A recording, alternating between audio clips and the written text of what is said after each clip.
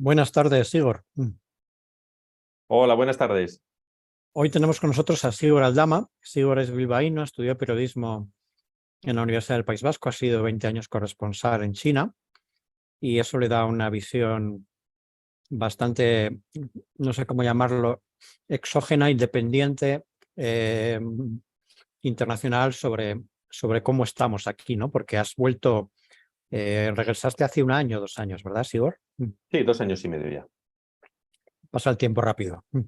Sí. Y, y además, bueno, trabajas de periodista y entre los temas que llevas están los temas tecnológicos de empresa, etcétera, ¿no? De economía. Bueno, lo primero de todo,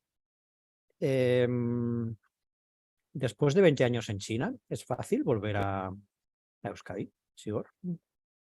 Pues no es fácil, pero yo creo que ha sido más fácil de lo que yo me esperaba. Creo que sí, creo que hay mucho miedo, ¿no? A marcharse fuera, y yo creo que es lógico, ¿no? Salir de la zona de confort siempre es complicado, pero luego hay incluso más miedo a volver a casa, sobre todo después de haber estado viviendo mucho tiempo fuera, ¿no? Y los expatriados, esa palabra que no me gusta mucho, ¿no? Pero que básicamente son personas, trabajadores que las empresas envían a otros países para trabajar en sus filiales, suelen temer ese regreso después de largos periodos en países que generalmente son también muy diferentes al nuestro, ¿no? Que yo creo que esa es una gran diferencia. No es lo mismo estar en Londres o estar en París que estar, pues, posiblemente en Estados Unidos o en cualquier país asiático, africano.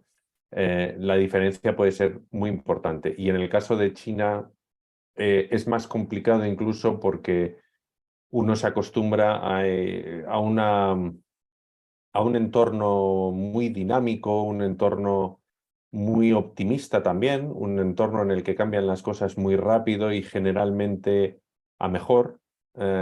Y yo creo que eso es clave para entender por qué a nuestro regreso hay mucha gente que lo pasa mal, ¿no? Porque es difícil adaptarse a un ritmo más lento, a un entorno que cambia mucho menos, en el que hay más pesimismo, ¿no? Yo creo que al final el hecho de pensar que vamos hacia atrás en Occidente en general, eh, es una gran diferencia con ese avanzar inexorable de Oriente, no solo de China, sino de toda Asia en general.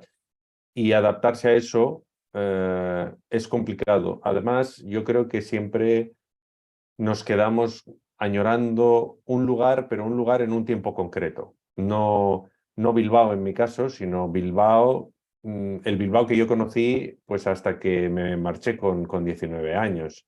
Y claro, Bilbao cambia mucho menos que China, pero también ha cambiado y ha cambiado bastante, yo creo, en los últimos años. Y Y eso añoras el hace, Bilbao que conocías antes, sí. sí, en gran medida hay un Bilbao que echo de menos, que es posiblemente un Bilbao que obviamente ya no existe ni va a volver a existir, pero luego también hemos idealizado, yo creo que todos los vascos que estamos fuera coincidimos en esto, hemos idealizado un sistema, se puede hablar de cualquier elemento de ese sistema, ¿no? Pero, por ejemplo, uno de los elementos con los que yo me he estado pegando últimamente, pues es la burocracia, ¿no? La administración. Puede ser también la cultura empresarial, que creo que se ha quedado bastante anquilosada en Euskadi. Hay, bueno, pues algunos aspectos que pensamos que son mejores, sobre todo viviendo en China, pensamos que la burocracia china no puede ser superada, ¿no? O sea, es la peor burocracia del mundo y cuando uno vuelve aquí se da cuenta de que sí, de que puede ser empeorada, ¿no? Y de que estamos en un país en el que se exige mucho al ciudadano, pero la administración incumple los plazos constantemente sin que eso suponga ningún tipo de problema, ¿no? Y es algo que posiblemente haya sido empeorado por la propia pandemia, porque yo vine aquí en medio de la pandemia, pero uno se da cuenta de que algunos servicios que funcionaban muy bien cuando yo me fui, pongamos parte de la administración, también Osakidecha, ahora no funcionan tan bien. Y otros que funcionaban regulín, como puede ser Renfe, pues ahora funcionan mucho peor. Y claro, yo por ejemplo cogía habitualmente el tren de Bilbao a Almaseda, en la línea de la FEBE, ¿no? De la antigua FEBE. Nunca ha sido especialmente buena, pero es que yo cuando cogía ese tren entre Bilbao y Alonsotegi, cuando yo tenía pues 10 o 15 años, tardaba 15 minutos en hacer el recorrido y cuando llegué se tardaban 20. En ese mismo tiempo, China ha construido la mayor red de alta velocidad del mundo, que supera en extensión a todas las redes de alta velocidad del mundo combinadas.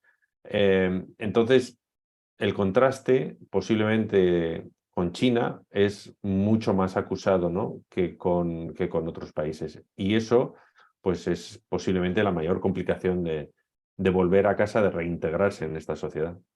¿Y por qué volviste, Sigor? Pues porque toda etapa tiene un final y China no es como otro país occidental en el que uno piensa envejecer o piensa quedarse mucho tiempo, ¿no? Yo creo que me quedé bastante más tiempo de lo que yo nunca había pensado. Y, y llegó un momento en el que también estaba cansado de un tipo de vida pues estresante, y llegaba a hacer unos 60 vuelos al año. Era una cobertura no solo de China, sino de toda Asia, que pasaba factura también en lo físico y en lo psicológico. Entonces, yo quería pasar más tiempo también con mi familia, con mis amigos.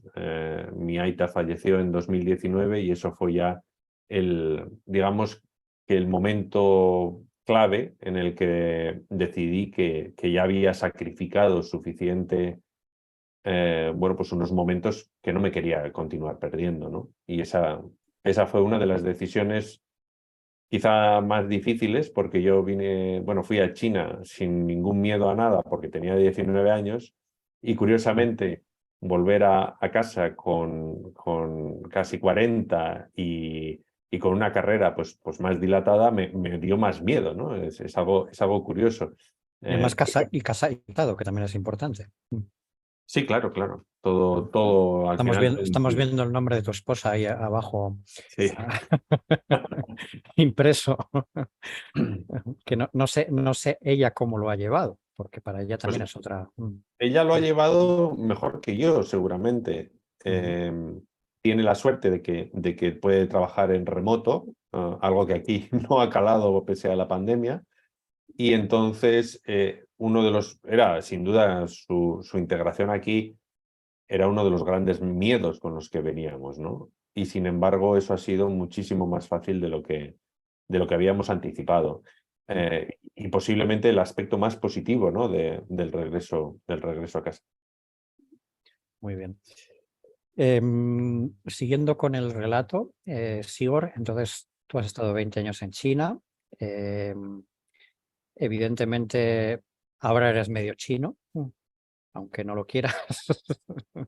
Sigues siendo bilbaíno, Algunas cosas sí que cambian, sí. Alguna visión del mundo sí que yo creo que al final vivir en un país, sea cual sea, durante tanto tiempo cambia algunas costumbres, algunos hábitos, ¿no? Y una forma también de ver la vida que obviamente pues pasa por tanto no, pero sí que hay cosas que calan. Por ahí te iba a preguntar, ¿cuáles son las cosas, los contrastes principales que has visto entre Euskadi y China, ahora que has vuelto? Al margen de los dos temas que has comentado ya, ¿no? La cultura empresarial que aquí se ha quedado anquilosada, la administración que aquí exige mucho y ella misma incumple bastante. Al margen de esas dos cosas, ¿qué contrastes has visto? Uno de los más importantes es posiblemente la ambición de la gente, ¿no? Relacionado también con ese positivismo, ¿no? O sea, ese optimismo con el que se ve el futuro en China. está esa mayor ambición, ¿no? de la población china, ese menor miedo a tirarse a la piscina, menor miedo al emprendimiento, menor miedo al fracaso también en lo empresarial, en los proyectos personales. Posiblemente China peca de exceso, es muy ambiciosa, es también muy competitiva, quizá demasiado para conseguir ese equilibrio que buscamos todos entre lo profesional y lo personal. Pero sí es cierto que me ha hecho ver, primero, que Euskadi no se sabe vender bien, creo que tiene aspectos muy positivos, empresas muy potentes, líderes en muchos campos que no se saben vender, y yo creo que eso es algo extrapolable al No, no conjunto de solamente, España. no solamente no los vendemos, sino que encima sacamos el pecho para decir que son líderes ocultos. Sí, otro de los problemas también que veo es que se hace poca autocrítica en general. Pero bueno, eso tampoco los chinos lo hacen, por otras razones posiblemente, pero autocrítica suele brillar por su ausencia. Y veo, hombre, cambios muy claros entre la Euskadi de hoy y China, por ejemplo, está en la diversidad de la población. La población china es muy homogénea, es un país muy endogámico. Aquí cada vez hay más diversidad, cada vez hay más inmigración. Eso es un cambio muy grande que se ha producido desde que yo estoy en China también y que llama la atención. Eh, en el aspecto quizá más negativo, diría que hay un menor énfasis en la formación y en la educación, sobre todo de la juventud, quizá demasiada laxitud. No sé si pasar por China me ha hecho también un poco más serio o un poco menos buenista en muchas de las cuestiones que veo aquí, sobre todo en cierto plano político.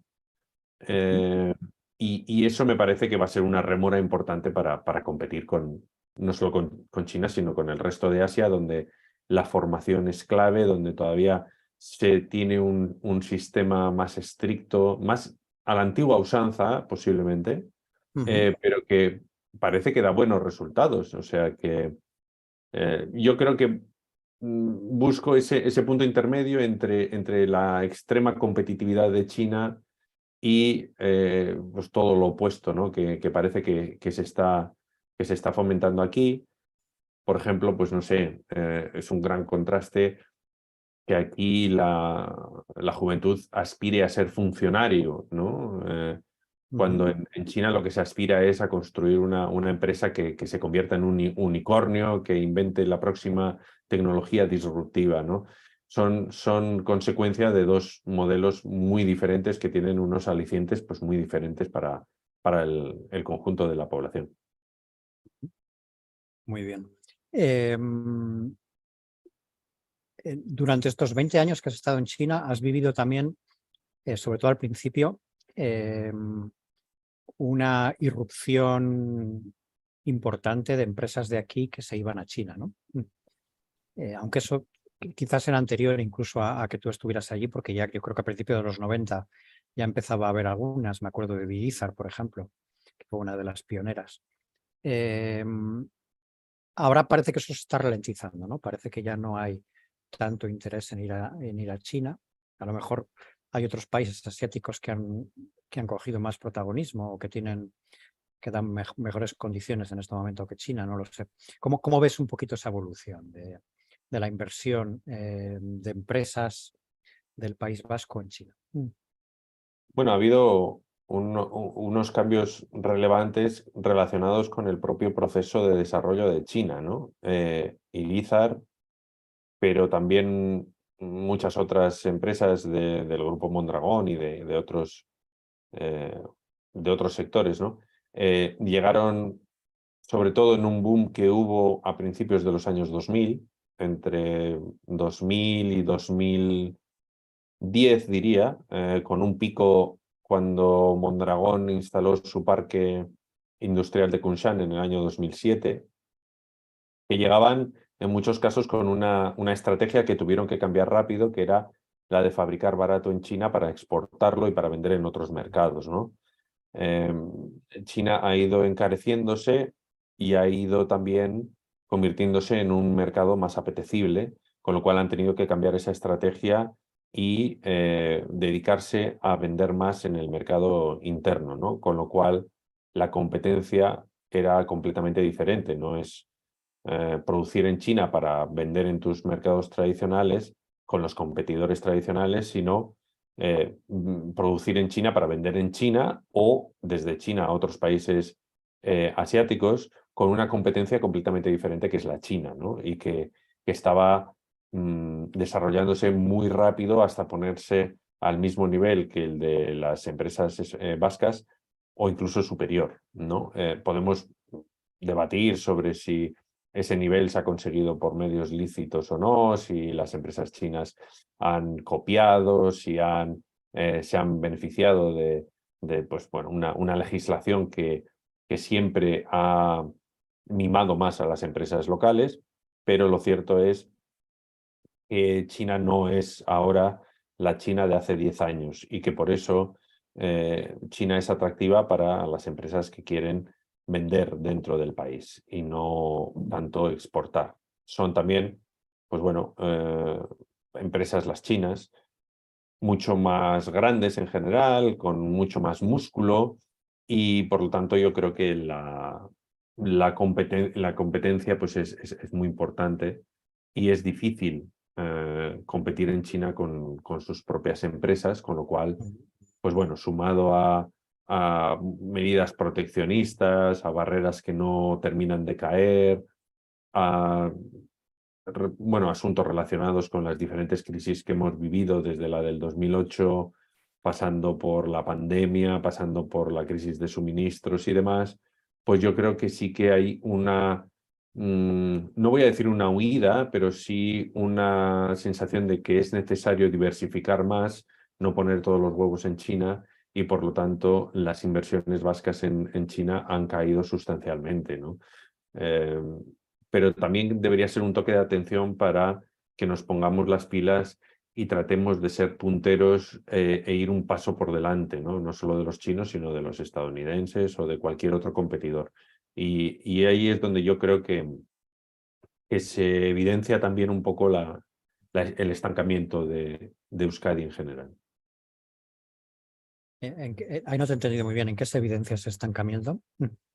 El estancamiento en general, ¿no? Yo creo que se está viendo en la marcha de empresas de Euskadi, bueno, pues la caída en diferentes índices que miden la competitividad del país, la productividad.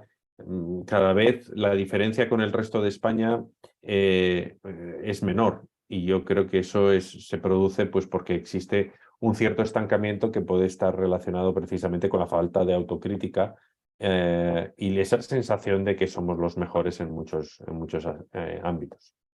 Uh-huh. Bueno, la falta de autocrítica, digamos que sería un resultado del estancamiento o una cosa que ya existía, pero no tiene que ver con el estancamiento en sí mismo, ¿no crees? El estancamiento tendría más que ver con otros factores más económicos o más... Bueno, cuando hay una falta de autocrítica, yo creo que se tiende a pensar que las cosas que estamos haciendo las estamos haciendo bien como las estamos haciendo y por lo tanto pues hay menos aliciente para continuar mejorando, ¿no? Y eso puede llevar a un estancamiento. Okay. Creo que es uno de los elementos que Sí, pueden sí. provocarlo, sí. Sí, ahora te entiendo el argumento. Y los otros factores serían los que has comentado antes. Quizás el formativo, has hablado también de la ambición de la gente. Sí, puede haber un Evidentemente, poco de todo. Y de se habla hecho, mucho de que en los últimos años en Euskadi no se ha creado ningún proyecto empresarial por empresarios locales. Ha habido alguno, pero son casi todos son por proyectos venidos de fuera, ¿no? Un Gamesa, por ejemplo, es un proyecto del siglo pasado realmente, ¿no? Mm. Y Sí, parece y como... hay muchos de estos proyectos que se están marchando, y eso yo creo que es evidente, ¿no? Y por otro lado, hay una erosión del poder adquisitivo, sobre todo de la juventud, y unas perspectivas que no son especialmente positivas, ¿no? Y yo creo que eso afecta al dinamismo en general de la propia sociedad. Y yo creo que eso, pues, es un poco preocupante, la verdad. Vale, entonces transmites una cierta preocupación, ¿no? Sigor? Sí. Ahora bien, ¿qué se puede hacer? Complicado, ¿no? Porque estamos hablando de asuntos bastante culturales, ¿no? Y Sí. por lo tanto, vamos a centrarnos en concreto en el emprendimiento. ¿Qué crees que podemos hacer para conseguir más emprendedores? Bueno, yo ¿Qué creo son? que hay que limar, ¿no? Esta brecha que se está abriendo entre el sector público y el privado en lo que se refiere a la remuneración. Al final, uno de los principales alicientes del trabajo y del emprendimiento es hacer dinero. Eso no lo vamos a negar, es así. Y creo que se pierde talento porque ese talento, primero, es reacio al riesgo, y eso es algo cultural y educativo. Ujú, Eh, por otro lado, pues esa aversión al riesgo hace que también la gente busque empleo en grandes empresas o en el sector público. Y no creo que sea muy lógico que los sueldos en el sector público sean notablemente superiores a los del sector privado, ¿no? Yo creo que al final no es lógico que las administraciones estén restando talento a la empresa privada, y lo que creo es que la empresa privada tendría que ofrecer una remuneración mejor, no que la administración tenga que pagar peor, que no se me entienda mal, pero me parece que tendría que haber, no sé si más ayudas, pero por lo menos más incentivos a la hora bueno, pues al emprendimiento. Posiblemente también simplificar muchos de los procesos por los que tienen que pasar los emprendedores, simplificar también el tema fiscal.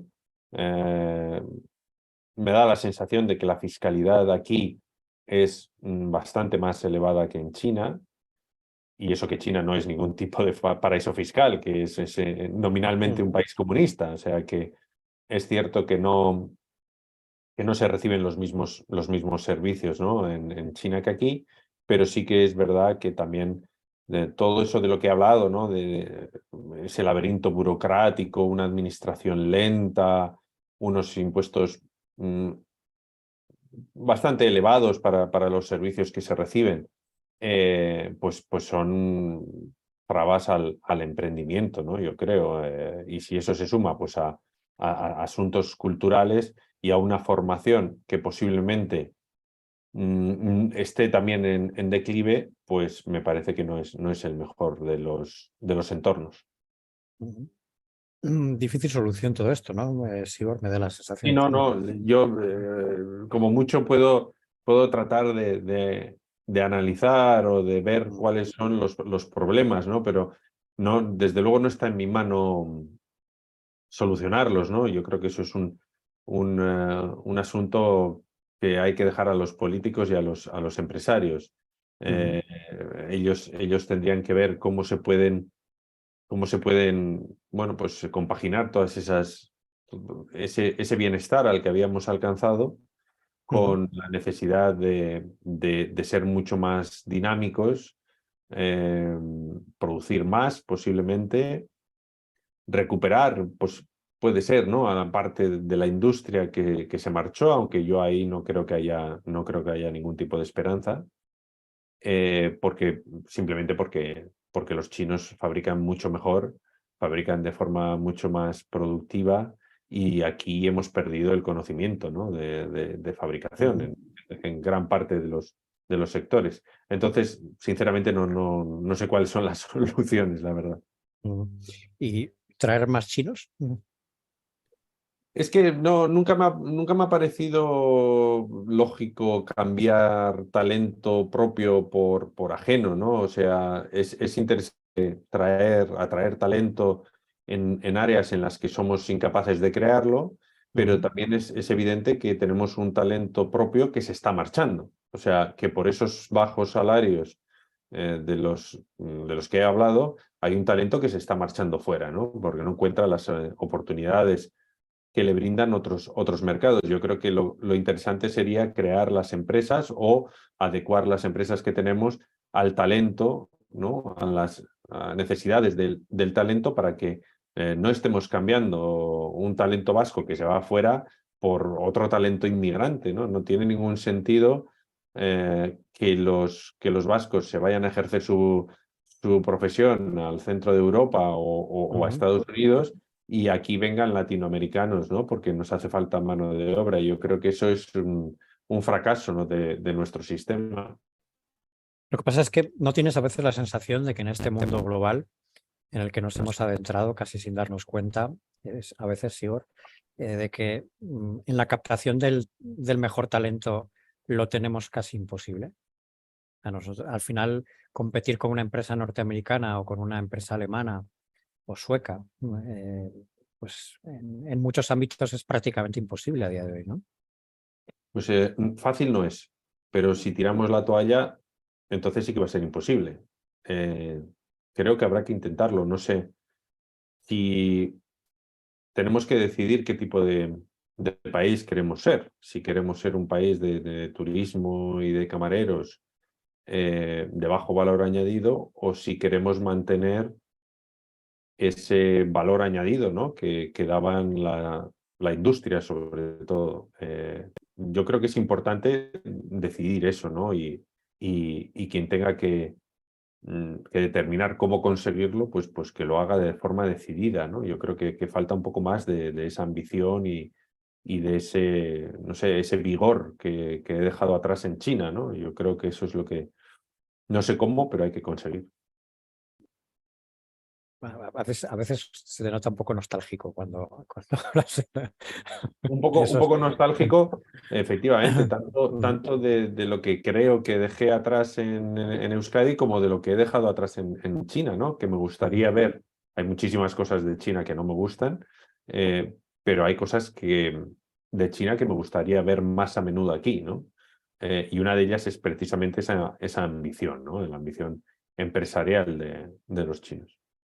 Sí. Y cuando has estado en China, entre la población de allí, entre lo que son los chinos, también has dicho que no los vendemos bien, pero ¿había alguna empresa reconocida o que se oyera un poquito más en China? Empresas de aquí, quiero decir, empresas vascas. No, no. No. Al final es cierto que no tenemos empresas que suministran al cliente final, ¿no? Entonces no tenemos nombres comerciales como Zara o Ujú. eh, como cualquier otra marca, ¿no? Que puede ser, pues, yo que sé, un Bosch, por ejemplo, alemán, un Mercedes. No tenemos eso, ¿no? Son empresas importantes, son empresas en muchos casos punteras, pero que son suministradores, ¿no? de otras empresas. Entonces, pues no sé, una empresa de componentes de automoción como BATS o como CIE Ujú. puede ser muy grande, puede ser muy importante, pero el chino de a pie pues no la conoce y el vasco de a pie yo creo que tampoco, ¿no? O sea que, Ujú. porque no son empresas que al final están vendiendo productos al consumidor final.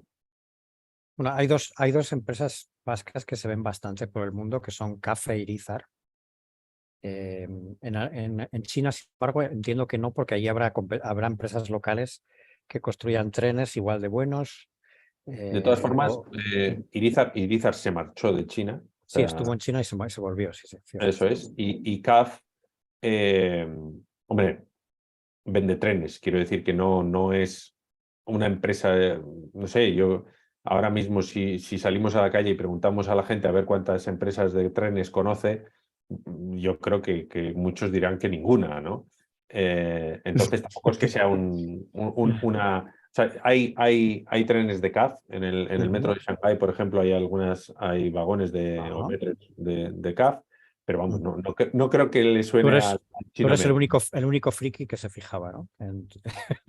Sí, algunas veces es verdad que o lo ves, ¿no? Y alguien puede verlo y no enterarse de nada, y hay alguien que lo entiende, pues porque nos toca de cerca, ¿no? Pero no por otra razón. Ya. Muy bien.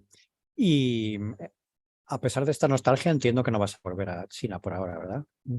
No, no, no. Has venido para estar Sí. por lo menos 20 años, ¿no? Yo lo que creo es que, o sea, no digo todas estas críticas, no quiero que se malinterpreten, no quiero decir que Euskadi sea un mal lugar para vivir, ni que sea un desastre, no, todo lo contrario. Lo que creo es que tenemos que ser un poquito más críticos para mantener lo que tenemos, porque lo has dicho tú, vivimos en un mundo globalizado en el que ya no competimos con los cántabros o con los madrileños o con los franceses y los portugueses, no, estamos en una competición con países pues muy lejanos en lo cultural, en lo geográfico y cada vez más en lo tecnológico, ¿no? Y eso es lo que me preocupa, que parece que estamos yendo hacia un mundo bipolar en el que las tecnologías que van a marcar el futuro están controladas tanto por China como por Estados Unidos, ¿no? Y que Europa está perdiendo peso, ya no hablo ni de Euskadi ni de España, sino de Europa como bloque, está perdiendo peso en este nuevo mundo, que parece cada vez más cercano al de la Guerra Fría, ¿no? O sea, al de dos bloques claramente diferenciados y que son los que lideran el desarrollo de estas tecnologías, como la inteligencia artificial, la robótica, las telecomunicaciones, que van a marcar el futuro, ¿no? Y que van a marcar, como siempre sucede con las tecnologías, un gran salto frente a quienes no lideren estas tecnologías. Está claro. Pues muy bien, Sior, muchísimas gracias por tus explicaciones y que sigas con esa autocrítica tan saludable. Bueno, pues gracias a ti, José. Que vaya todo muy bien.